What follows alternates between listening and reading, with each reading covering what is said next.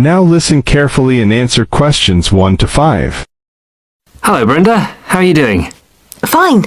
I've just come over to talk about this assignment on the function of zoos. Oh, hello, Charles. Hello, Brenda. That's good. I've just been in the library looking at some stuff. I think Adrian's been on the web. Yes, I have. Well, that's great. What have you found out about zoos? I've been looking into the history both of zoos and of keeping animals generally. I didn't think we had to do that. Yes, it was one of the topics we had to research. We definitely need to cover it, even if only briefly, I think. After all, people have kept animals for recreation and pleasure for centuries. The ancient Egyptians kept collections of animals, and of course the Romans kept animals for recreation. Ah, the Romans. That brings us to the general question of the treatment of animals and the mistreatment of them. Yes, but that's not our topic. We've been told to keep off that. Now, where were we? Our assignment is concerned with the purposes of zoos in general and in our modern era. We have to cover the history, but not in great depth. Our main focus is the scientific aspects of zoos and the work they do for conservation and so on. We mustn't forget the question of who pays for them. Zoos are hugely expensive places to run nowadays. There are the costs of feeding the animals, obviously, and security for the animals and the public. What happens if they escaped and so on? We have to ask what benefits we get from this. Adrian, I don't think you'll find we have to do that kind of thing at all. But I've been looking into all that and the social benefits of zoos. What I mean is, that's not part of this assignment. All this financial and safety stuff is not necessary. We should stick to their purposes. Now, what have you found out, Charles? Well, I discovered that the World Association of Zoos and Aquariums was very helpful on this. I've got their website address here somewhere. I found out about the scientific research that zoos do. The other thing we should cover is the educational side of their work. The educational side is pretty obvious. I've got lots of stuff here about this and more references to websites and information. There's also the area of entertainment. What about that? He's got a point. I think we need to do some more research on that. Fine, but it sounds like we've covered the history and science angles pretty well. I agree. Let's leave those for now and plan some more study on the entertainment stuff. And let's do some more work on the conservation element. Now you have some time to look at questions 6 to 10.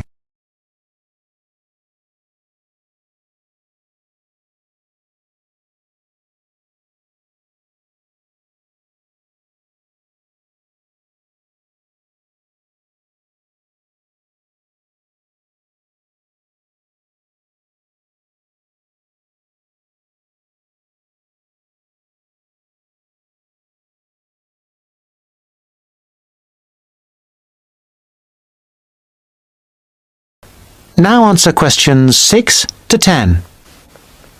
Oh yes, the Arabian oryx is a classic case. The what? The Arabian oryx.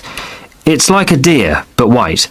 That is, it has a white body, but brown legs, and long curved horns.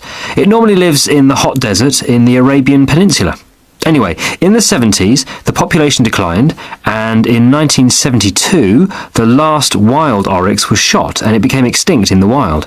There were a few left in zoos in the United States, where there was a captive breeding program. This was so successful that in 1982, a small population was reintroduced into the wild. Hunting of wild animals was made illegal, and there are now about 300 in Oman. Although there was a big problem there, I believe. The population went up to about 450 in the 90s, and then illegal hunting did take place. The population crashed again, and the programs had to be restarted. But that's been successful, and there are now, I believe, as you say, several hundred in the wild. This is all available on the websites that Adrian has noted. There was a similar program in Saudi Arabia, and I think there are hundreds in the desert there now. We can use that as a definite success story. And what have you found out? Yes, what have you come up with? I'm going to the library now. Good. That is the end of part 1. You now have half a minute to check your answers.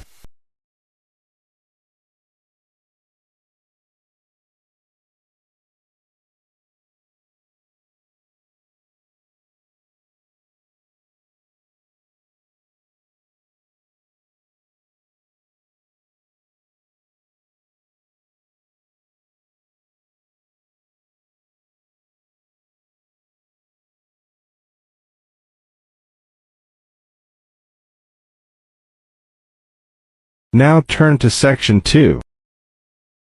Section 2. You will hear a new student, Stefan, talking to an assistant, Anna, at the student union about his membership. First, you have some time to look at questions 11 to 16.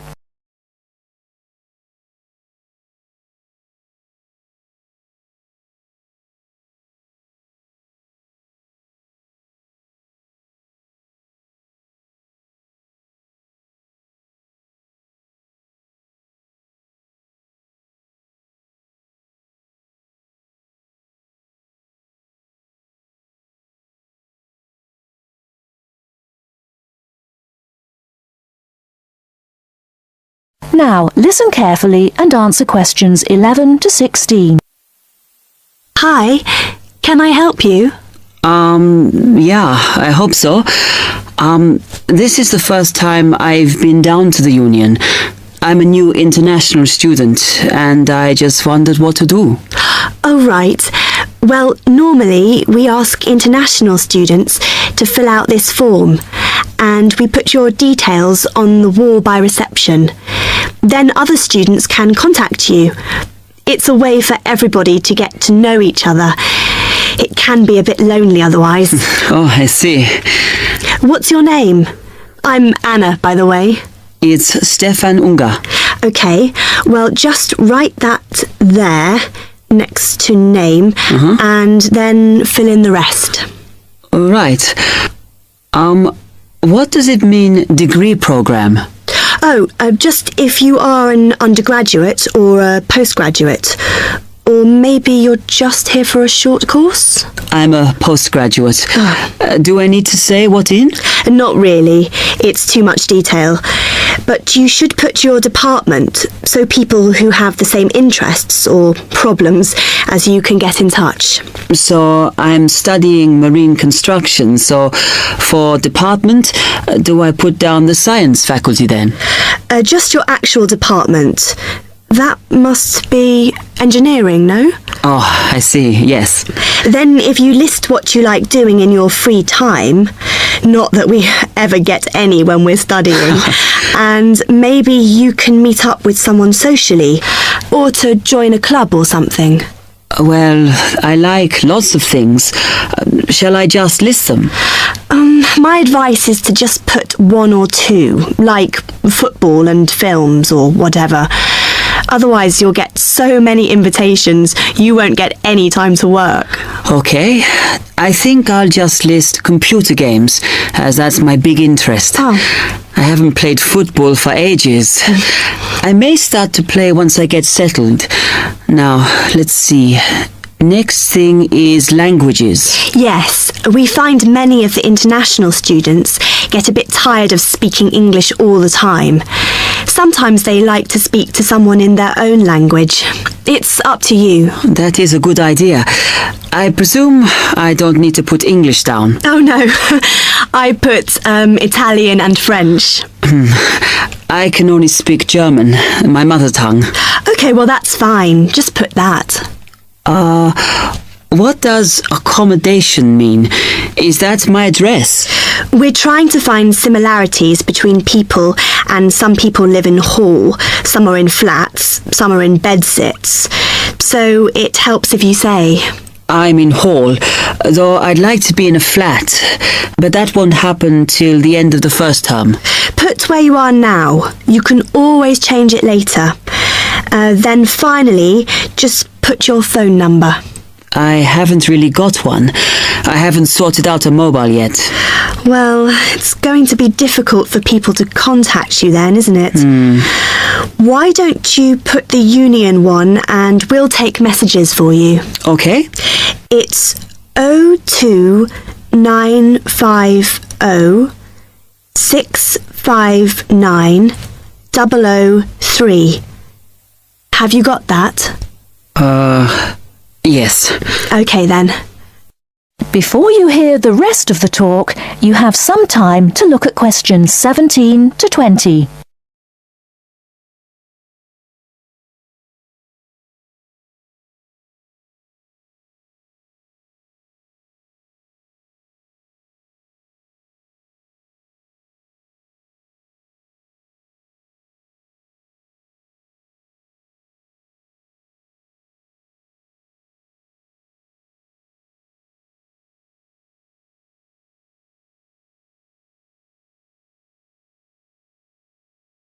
Now listen and answer questions 17 to 20. Oh, I had a couple more questions about the services you've got here. It says there's a photocopier here. Yes, you need to get a card from the shop, and then it's available to all students in the mornings. The union uses it after 1 p.m. Okay. I see also the union organises loads of events. Are they always held here in the union building? It looks big enough. If you're interested in something, you should check the poster or our website. In fact, we normally use the Round Theatre, opposite the conference centre for most events, because the sound system is better. Right, I'll do that. Also, I wanted to hire a van. Can I do that through you? No. You need to present a case, really. They're not just available for hire to anyone. The president said we have to limit who is allowed to hire them. The person you need to see is the transport secretary. She's on the 2nd floor. Okay, thanks. The other thing is, are all the discounts we get with our union card listed on the back of the card? I thought there might be more. No, that's it, I'm afraid. Mainly books, clothes and music. Though we are currently negotiating to get one on newspapers, so that should be valid from next term. Okay, thanks a lot for your help. That is end of section 2. You now have half a minute to check your answers.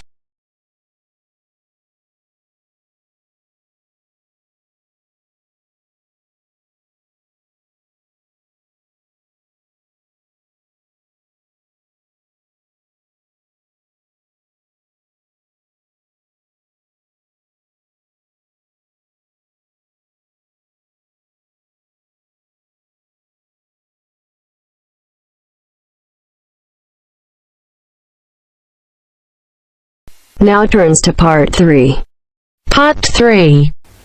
You will hear some students talking about an arts assignment. First, you have some time to look at questions 21 to 25.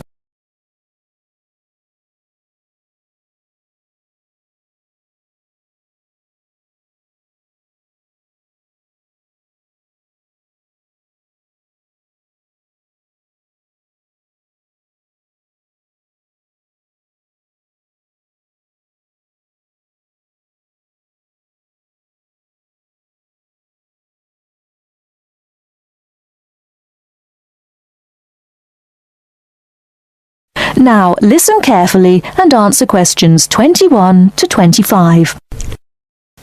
What have you been working on, Arthur? I've been looking into the funding of the arts by the Arts Association. Oh, Mr. Simpson gave you that topic, did he? Yes, it's not too difficult. At least all the facts and figures are easy to find, or I think they will be. I've done a lot of useful stuff already. Simpson hasn't asked me to present my research for the past few seminars, so I think he might ask me this time. Well, what have you found out? Well, it's big money at the Arts Association. £330 million from the government and £118 million from the lottery. Let me see, I've got my notes here. Now, the Arts Association mission statement tells us that it exists to develop, sustain and promote the arts. So that's clear. But then we need to know exactly how it can do this. However, before we get to that, there are certain issues which the association must take into account. What are those issues? They are, first, access. This is the idea that the arts mustn't be just for the few. Not just Italian opera, but pop concerts too. Something like that. Other issues are education, cultural diversity, social regeneration and social inclusion. All these are different ways of saying that the arts are for everyone. All right, but what does it actually do? It does what it wants, I think. The government does not interfere in its activities, but demands that it gets value for money for its funds. But there must be certain programmes that it carries out. Oh yes, there is the touring programme, which is what it says. That is, a programme to support... Give money to? Yes, that's right. to support touring companies, for example, dance companies, orchestras, and so on. There is also the recovery programme. What on earth is that? It's a financial programme to give extra money to organisations which are financially in a bad way, or which might have financial difficulties in the future.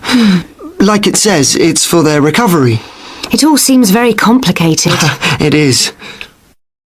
Before you hear the rest of the talk, you have some time to look at questions 26 to 30.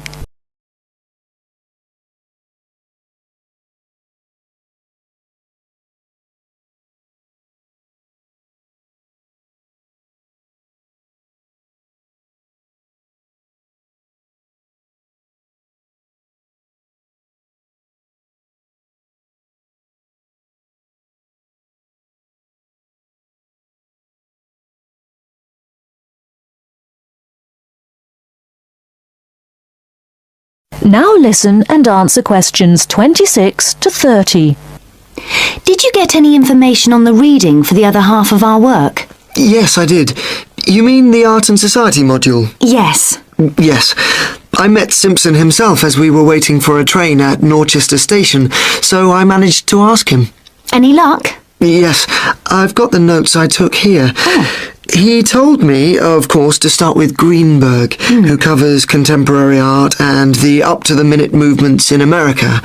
It's about the modern movements, really. As far as the economic impact of art is concerned, a basic text is the Parliamentary Report on Art and the UK Economy. This gives lots of monetary facts and figures, but the figures are not very satisfactory, as, of course, a lot of the information is confidential and can't be published. Art Now, Art Wow by someone called Dennison sounds exciting, and is about how art and artists are created, presented for buyers, and sold in the US.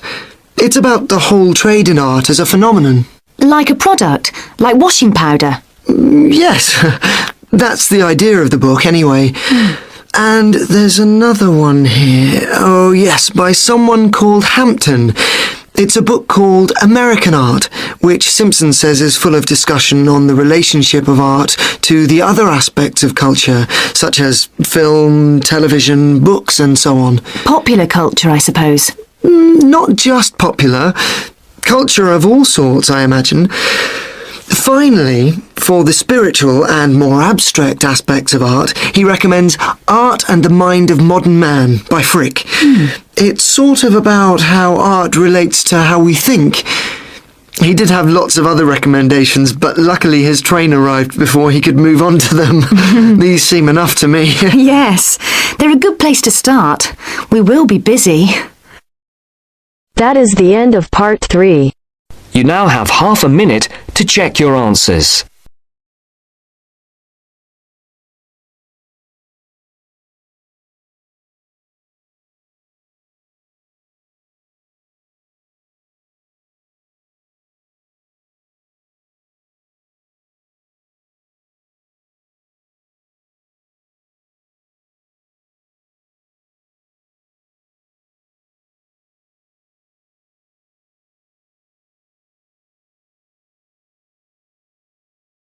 Now turns to part 4. Part 4. You will hear a historian giving a presentation about techniques to identify the origin of handwritten books from the Middle Ages. First, you have some time to look at questions 31 to 40.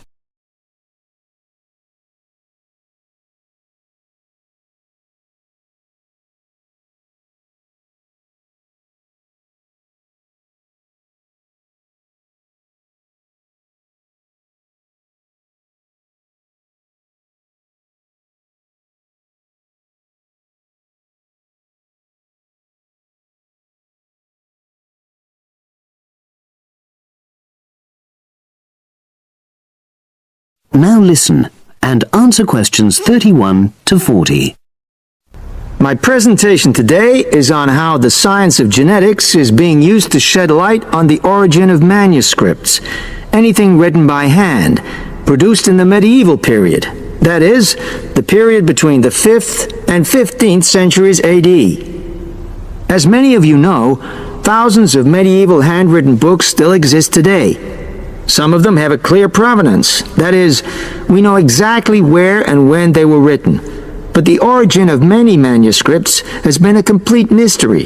That is, until 2009, when geneticists started using DNA testing to shed light on their origins.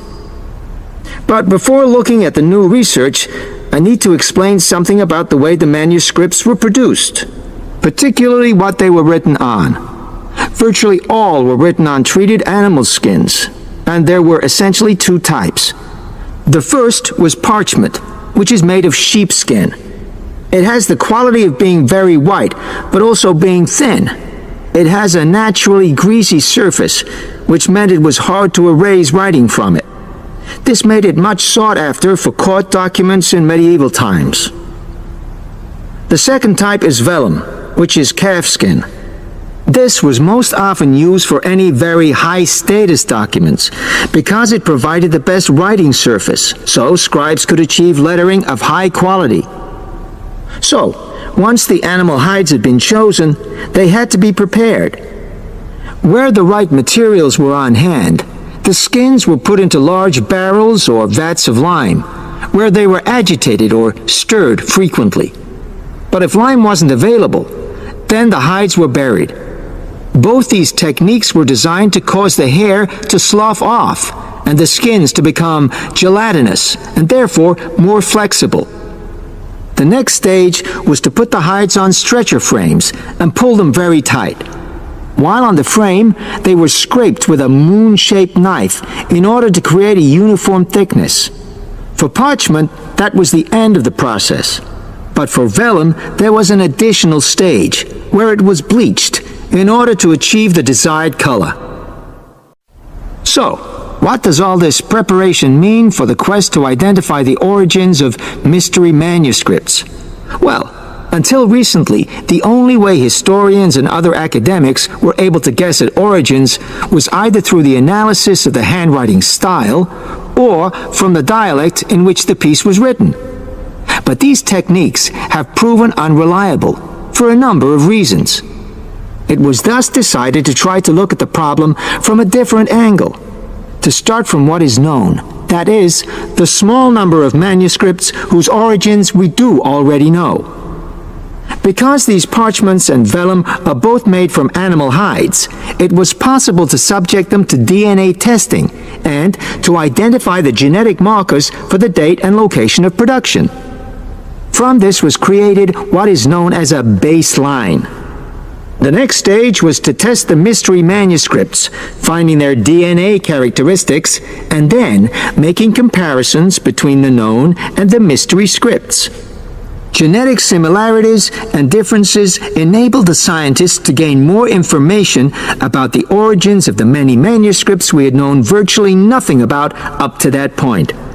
Now you might ask, what are the potential uses of this new information? Well, obviously, it can shed light on the origin of individual books and manuscripts. But that's not all. It can also shed light on the evolution of the whole of the manuscript production industry in medieval times. And because that was such a thriving business, involving very large-scale movements right across the globe, the new data in turn help historians establish which trade routes were in operation during the whole millennium. Now, if anyone has any questions... That is the end of part